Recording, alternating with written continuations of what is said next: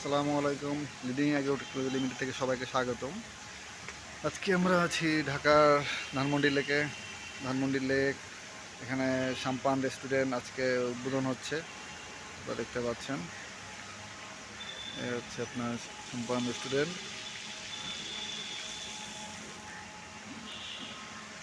মাননীয় মেয়র সাহেব আজকে আসবেন, এটা উদ্বোধন করবেন। এখানে আমরা দুটো ফাউন্টেন, লাইটিং ফাউন্টেন এলাকা দিয়েছি, আপনারা দেখতে পাচ্ছেন।